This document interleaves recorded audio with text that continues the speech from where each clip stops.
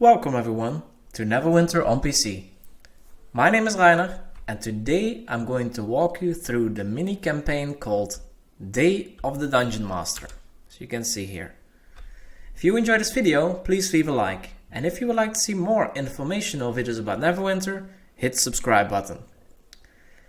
If you're an active player or you have already played for at least a year, you are probably already done with this event, and there's not much to win unless you are super lucky. But let's go over the topics for this video. First of all, I want to talk about what you can earn this event, and also when you're super lucky. Then we will take a look at the special unique area for this event and what you can do there. Then I will go over the campaigns, because there are actually two event campaigns. And finally, I will talk briefly about the event queues and do a quick run of the queue that rewards you the grand prize. So, what can you earn? Let's go into the campaign view. You have two campaigns, as I said. I have already done them because I've been playing this game for a couple of years. And the Portobello game campaign actually has some rewards, and the first reward is this Portobello Wand of Sight, which is an item you can put on your belt. This has been subject of some let's say some glitches, some exploits, but that has been patched. This item is not that interesting. Just a gimmick at the moment, not worth that much. But I think this is the only way to get this thing. Yeah, spinal pickup. Second, we have these interns, tunic and slacks. This is just some fashion. Yeah, not fantastic. Then we have Staldorf, which is not a super bad companion. Combat advantage damage is, well, not too bad. Most people will already have this companion either from this event or from the winter event, where you also get this companion quite often, and you get a title if you're into that. The biggest reward from this campaign is the Apocalypse Dagger. Actually, before mod 14, I think it is, this dagger was pretty, not that great, let's say like that. And many people have used this dagger, if they got it, to refine an artifact just for RP.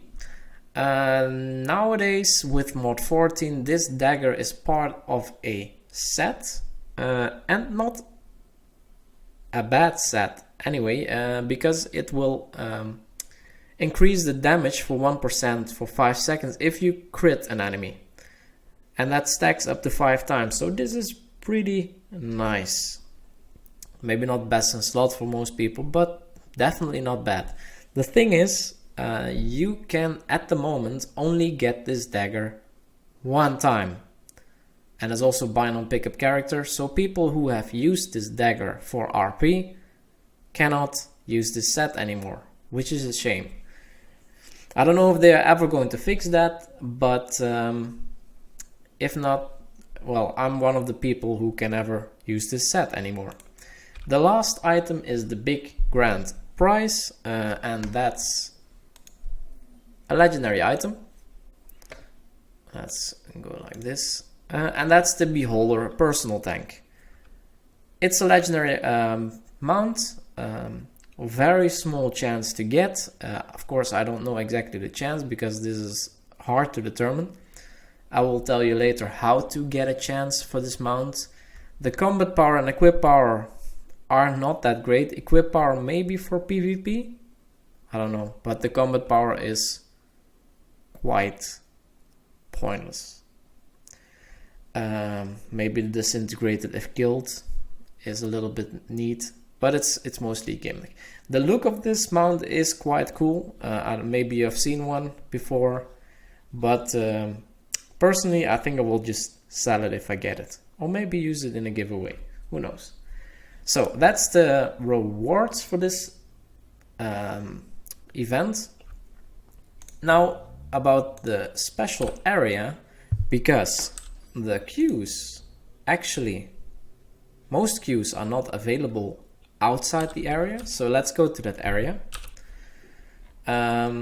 Normally, you also have a way to use your travel signpost to get to a new area, like the Siege of Neverwinter event. You will have a small area here, and for other events, if there is a map, there's also a way to get there from here.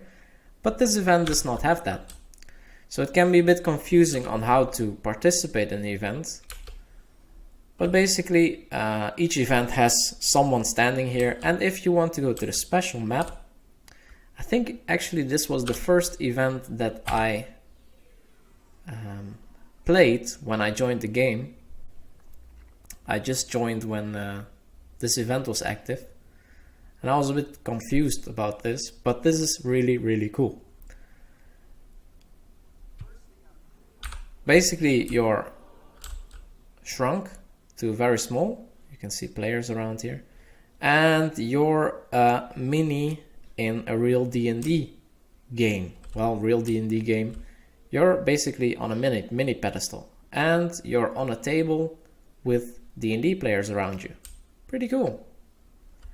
On this special map, there are a couple things that you can do. You can go to this race coordinator and then participate in a race where maximum 4, I think 4 or 3, no 3 players can race through a hinderness track, I would say. You have to not fall off, otherwise you have to go back again. It's pretty neat, and it gives you, I think, a little bit of the accreditation for the campaign. But yeah, it's fun to do. Just do it once or twice if you've never done it. The other things that you can do, so that's multiplayer, and here are some single player things. Here you can check your damage. This is AoE damage. I actually don't know exactly what the others are. I usually do these two, but these are some solo events. They are very, very simple. You cannot lose any of these events. You don't die if you lose it, but they also don't give any big rewards. There is a daily quest for the campaigns. You can get it at this guy, the daily evaluation, and you complete 2 of the solo activities, and then you get 4 of the adventuring accreditation. So, talking about the events, as I said, there are 2. The quick one is Response Game. You can do this event, well, let's say roughly in half an hour. You can finish this completely. Roll the dice. You just need one of the crystal dice, and you get them from any queue, if I am not mistaken. And it actually rewards you with 3 crystal dice. So yeah, you're going to have more. For the second, you need red veins, which you can buy in the auction house for 1 AD, maybe 2. Very, very cheap. Maybe you already have some of these. They drop everywhere. For the third one, this one is the maybe a little bit more difficult one. You need the Forest of Peril survey and the Dreadful Dungeon survey. You get those surveys by doing the Response Marvelous Game queue, and there are actually 2 different maps that you can get, and one of them gives you the this survey, and the other one gives you this survey. You always get a survey, but yeah, you have to be a little bit lucky to get one of them each, and they're super fast. If you finish this, you're basically done. You can pick one of these top ones. You can only pick one, and you get 1 title. There are 3 different titles, and the Thunder's Due ballot. This is the one you get here. Yeah. So you can immediately finish this one if you get this, and whichever you want. These are all the same, I think.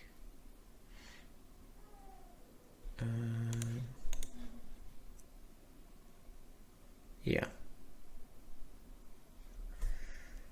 So that's the Raspin's game. Portobello's game is a little bit longer. This campaign requires you to get to do this task for 20 times, and it requires 6 crystal dice per time, so you need 120 of those. This actually also gives you the red veins and an owlbear figurine, which is also a belt item with a long recharge time, which doesn't do it that much. But you also need these 400 adventuring accreditation, and this will cost you a little bit more time. But you can mix the grind for these items with getting the legendary mount by doing the Artificer's Workshop queue. This one gives you, I believe, but I will check that in a second, 4 accreditation and 1 crystal die, and it's really quick. So it's not really that big of a deal. There are also some other tasks that you can do to get more accreditation. You can do some other queues, which are not related to this event, but do give you some additional accreditation. You can do some contests, which are the random events that you can get on certain maps. It also states which of the maps it is on. And you can do some profession tasks to get additional accreditation. This is totally optional. You don't have to do that. I wouldn't if, but you can. It's just a choice. Yeah, if you're on these maps anyway, you can totally do it. So that's all about the quests. Now the queues. As I said, only this queue is available from outside this map, and as you can see, this one is also not available, and actually a couple days ago this queue was also not available. These queues open up after a week, so the Artificer's Workshop after 1 week, Rock Falls after 2, and this one after 3 weeks, until the 4th week of the Day of the Dungeon. It also states it there. So, Trial of Traps, quite interesting queue. You just need to avoid some traps and go through a map. It's quite kind of a maze. You don't have to do it, but if you've never done it, just try it. Artificer's Workshop, as I said, this is the one where you have a chance on a legendary mount. I will do this in a second. A Rock Falls, kind of like Prophecy of what's the name? Prophecy of Madness, but not really. A lot easier, level 22 plus. You can also do it once, but I wouldn't do this many times. And there's one extra queue that you can also do.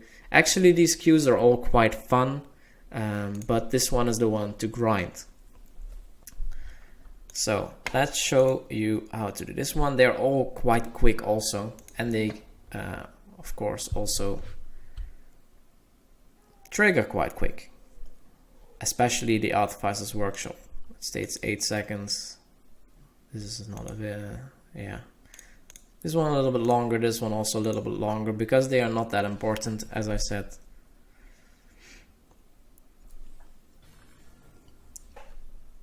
And this queue will take about 3 minutes, I think. I will skip certain parts as well. I'll just explain you all the phases. There are, I think, 3 phases. In the first phase you have to trigger, I think, 10 levers to stop the gas. You can kill the enemies to get some lifesteal, because so here you can see a lever, open the air vent, and you need to do 10, so each one of them gives you 10%. Other people in your group can also do that, of course. There's another one. If you're lucky, there are multiple people who are doing this quickly. Otherwise, bad luck. A good tip for this map is to actually use an item that gives you hit points, like these red veins. If you use this item, you will not get in trouble with your HP. There isn't much chance to have to get lifesteal in here, but you will lose some HP. Oh, I'm almost going. Of course, you can also use potions, but preferably you want to avoid having to do that. Nothing here. We need 2 more. Probably here in the back there's 1.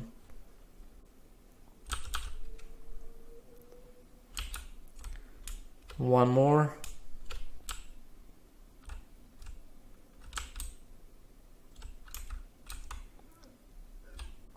It's found. So this is the first phase. Quite simple and quick.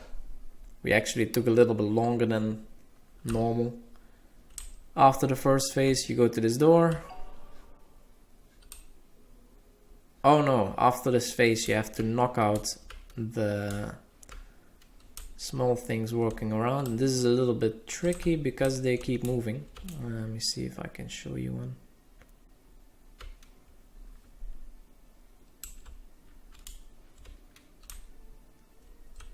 This one's already down.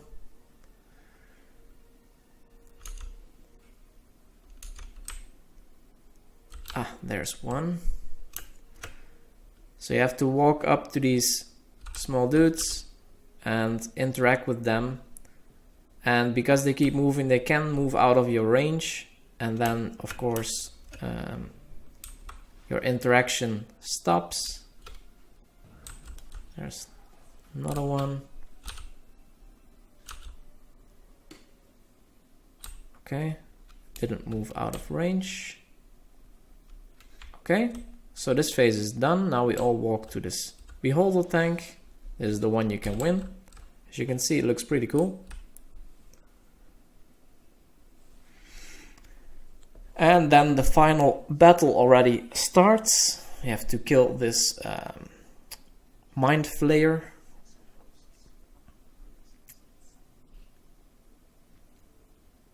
All right.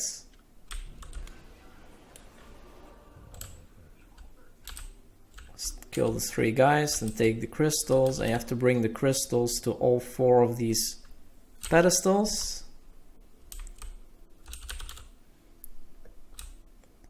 And the last one.